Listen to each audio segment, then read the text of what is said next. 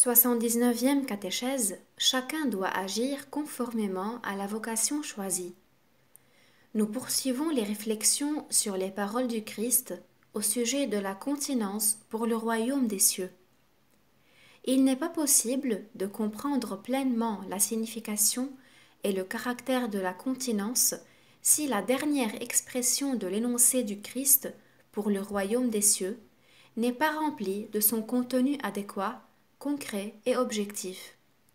Précédemment, nous avons dit que cette expression signifiait la raison, c'est-à-dire, met pour ainsi dire en relief, la finalité subjective de l'appel du Christ à la continence. L'expression a toutefois en soi un sens objectif. Elle indique en fait une réalité objective pour laquelle les différentes personnes, hommes ou femmes, peuvent, comme l'a dit le Christ, se faire eunuques.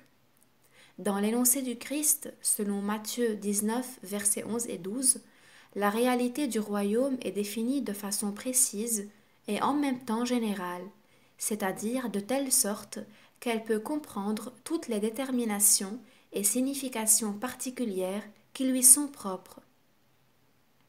Le royaume des cieux signifie le royaume de Dieu que le Christ a prêché dans son accomplissement final, c'est-à-dire eschatologique. Le Christ prêchait ce royaume dans sa réalisation ou instauration temporelle, et en même temps, il l'annonçait dans son accomplissement eschatologique. L'instauration temporelle du royaume de Dieu est en même temps son inauguration et sa préparation à l'accomplissement définitif. Le Christ appelle à ce royaume et en un certain sens, il nous y invite.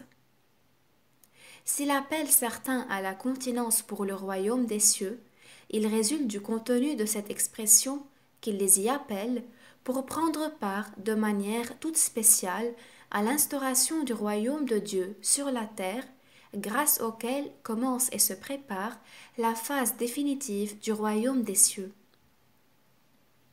C'est en ce sens que nous avons dit que cet appel comporte le signe particulier du propre dynamisme du mystère de la rédemption du corps. Ainsi donc, comme nous l'avons déjà mentionné, dans la continence pour le royaume de Dieu se trouve mis en évidence le se renier soi-même, se charger de sa croix chaque jour et suivre le Christ. Luc 9, verset 23. Ce qui peut même aller jusqu'à renoncer au mariage et à une famille.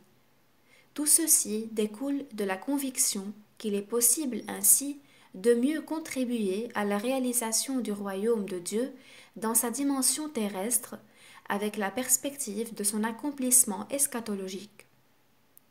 Dans son énoncé, selon Matthieu 19, versets 11 et 12, le Christ dit, d'une manière générale, que le renoncement volontaire a cette finalité, mais il ne spécifie pas cette affirmation.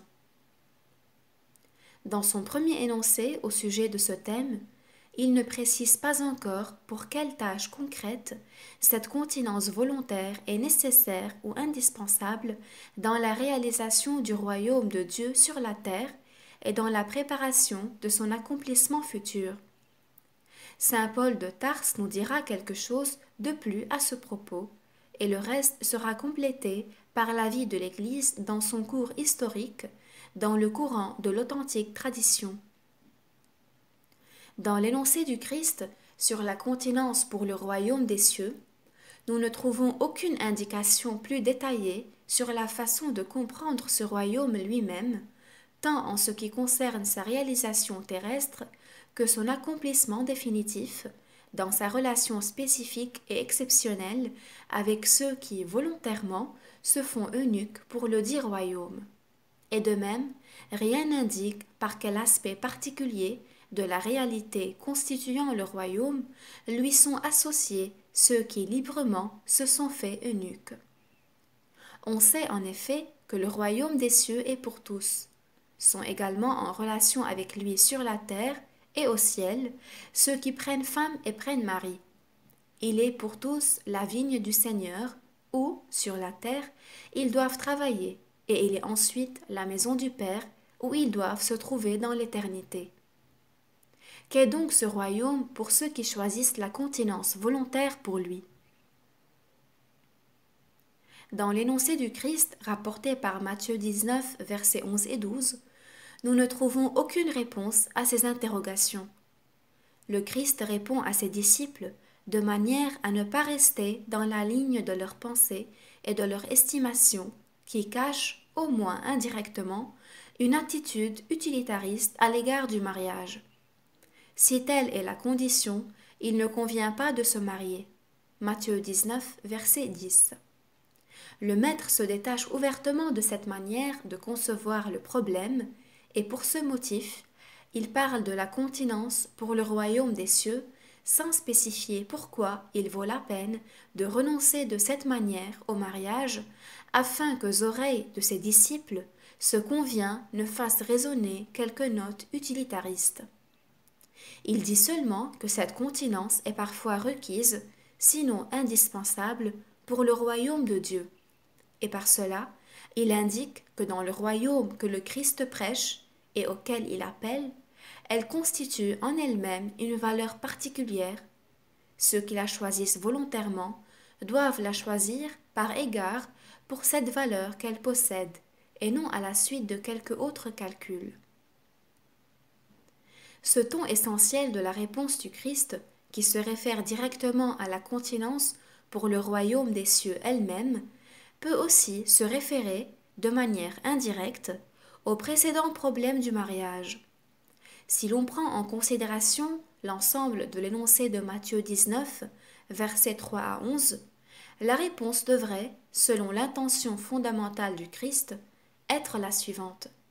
Si quelqu'un choisit le mariage, il doit le choisir tel que le Créateur l'a institué à l'origine.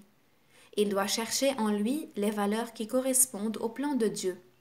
Par contre, si quelqu'un décide de pratiquer la continence pour le royaume des cieux, il doit y chercher les valeurs propres de cette vocation. En d'autres termes, chacun doit agir conformément à la vocation choisie.